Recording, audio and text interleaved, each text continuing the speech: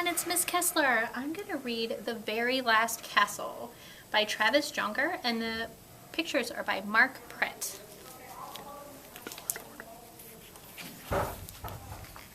Very Last Castle. In the middle of a small town stood something you might not expect, a castle.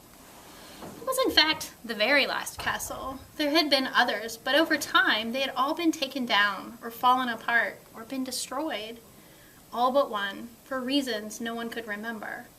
No one ever came out, and no one was allowed in. Up in the tower, the guard watched the townspeople silently pass by. Then there was Ib. Every day she walked past the castle all alone. Every day she stopped. She looked up and saw the lone guard standing stone still. Plunk. Since no one had been inside the castle, the townspeople had ideas about who or what was in there. Snap, snap, snap. Monsters, said Miss Wicks. Thud, thud, thud. Giants, said Alex.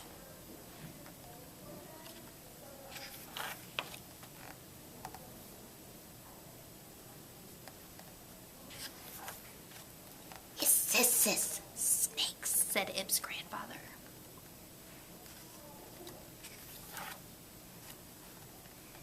Maybe it's something terrible, Ib thought one day.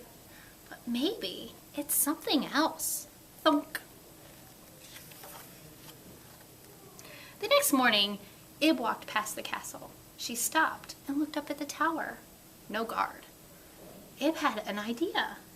She floated across the moat, walked up to the door, and with all of the strength she had, knock, knock, knocked. Hiss. Ib didn't stop running until she was sitting at her desk in school, scared out of her breath.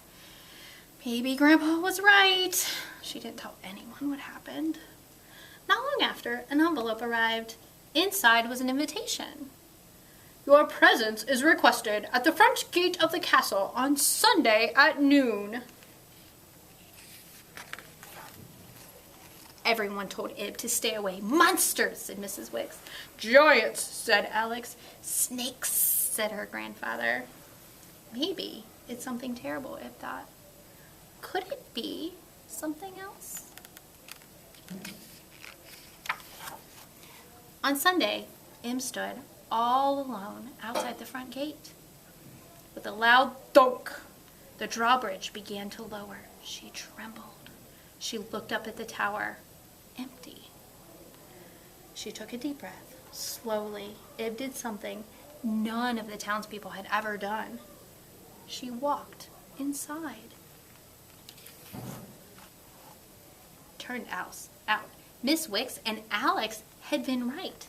There were monsters. And there were giants, but no snakes.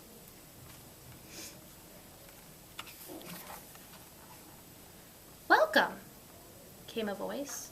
A kind voice. It was a guard. He removed his helmet. He was much older than Ib had expected. I'm the last one left. May I show you around? For the rest of the day, Ib and the guard, his name was William, visited every corner of the castle. Before long, they were pruning near the great hall. Snap, snap, snap. And harvesting by the palace. Thud, thud, thud. They ended up where they started. Why now? Asked Ib.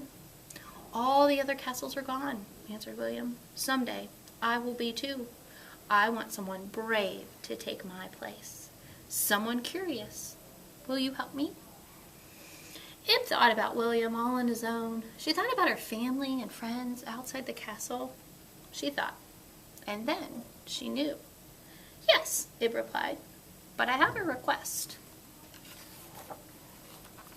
In the middle of a small town stood the very last castle. Sometimes someone came out.